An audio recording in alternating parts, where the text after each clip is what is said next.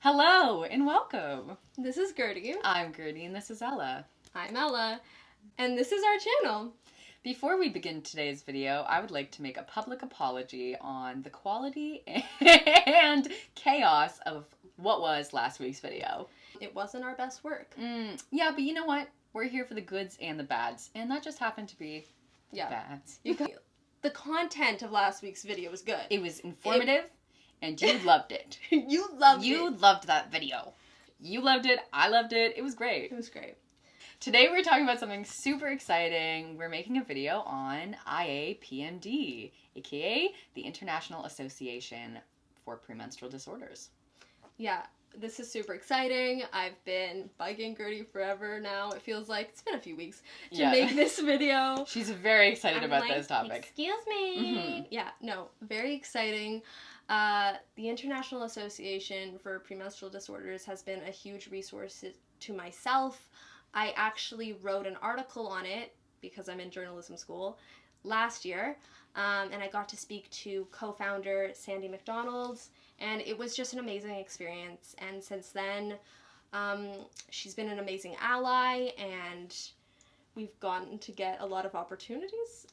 Foreshadowing, I'll talk about that later. I would also like to say that article is worth reading, and it will be linked in the description. You're so sweet. Anyway, Ella, what is IAPMD? Yeah, so IAPMD was originally founded after 2013 when PMDD was made a disorder in the DSM-5.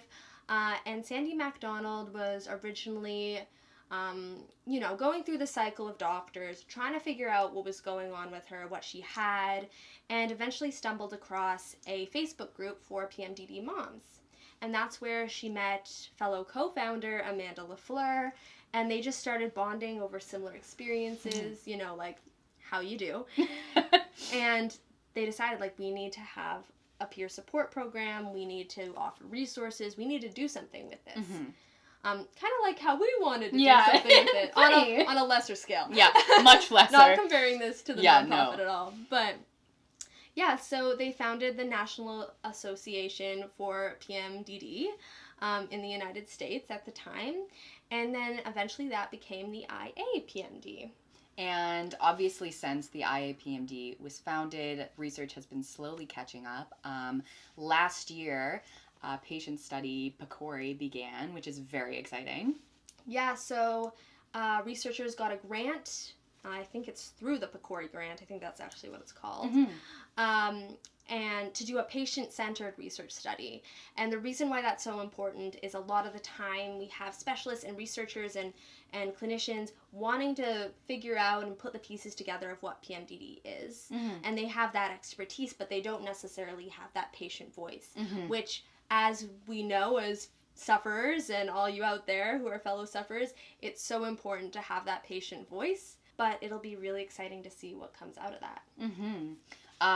PMDs are such a tricky topic because many people feel it falls under loads of different topics. Some people feel it's an issue with gynecology, psychology, endocrinology.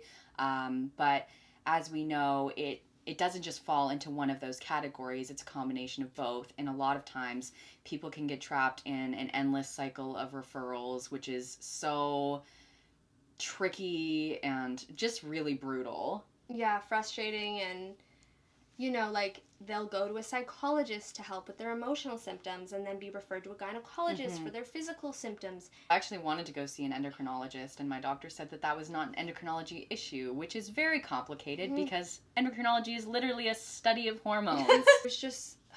There seems to be this really vagueness surrounding PMDD, and there's a lot of myths out there, yes, but there are facts. We know right now that it is hormone-based, and that plays a role. So we can't treat it like it doesn't, right? Well, that's the thing.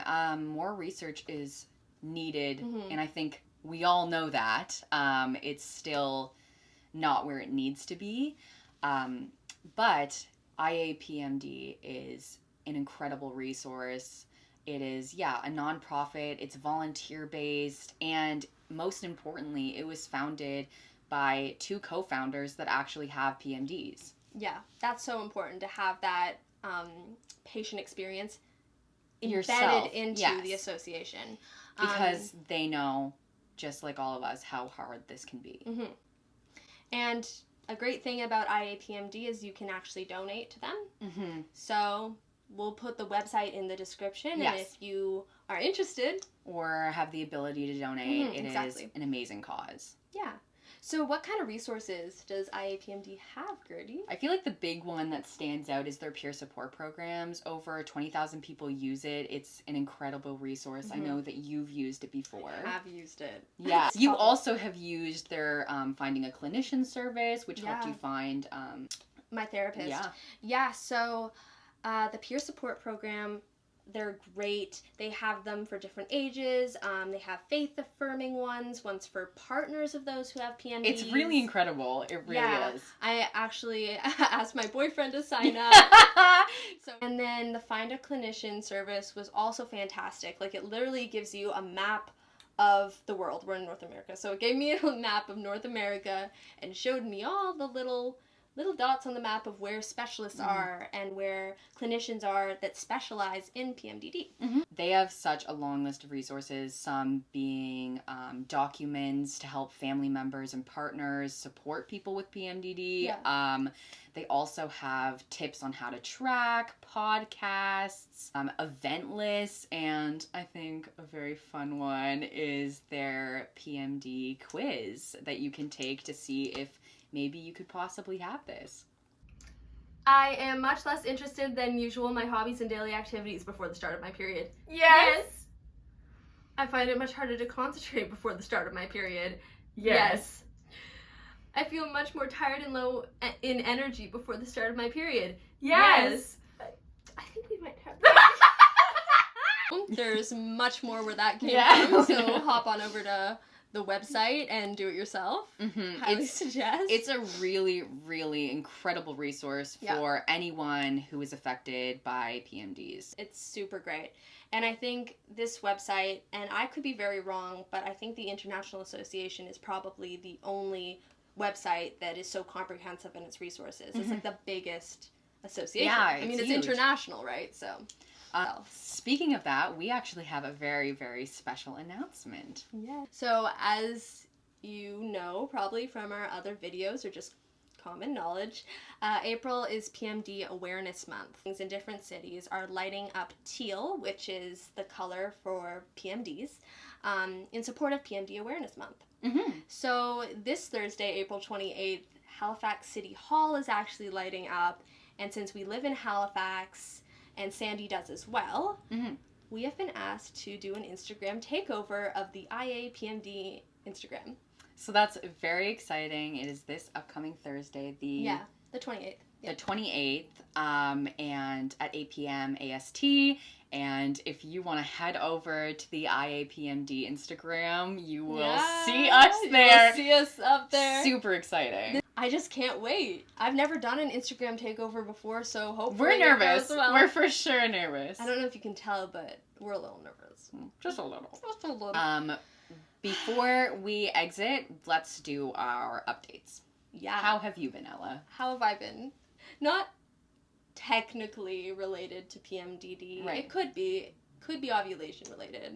Yesterday was just a bit of a nightmare. I was super run down and exhausted. I had to go to the emergency room. I was sleeping the other night, as you do when it's nighttime.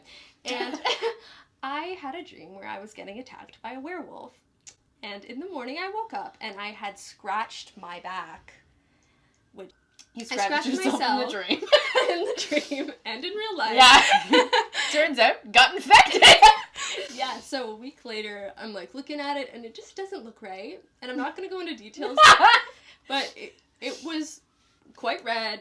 I sent a photo to my mom and she was like, I think you need to go to the emergency. Like, that could be infected. So yeah, walked over to the emergency room, sat in the waiting room for a bit, got prescribed antibiotics. It was a whole thing.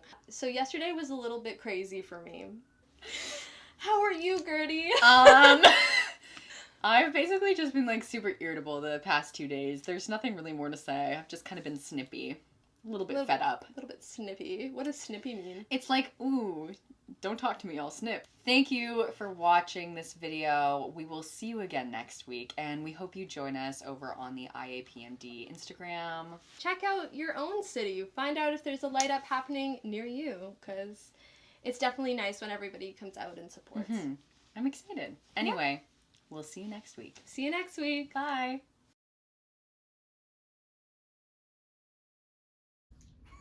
I am bothered by breath.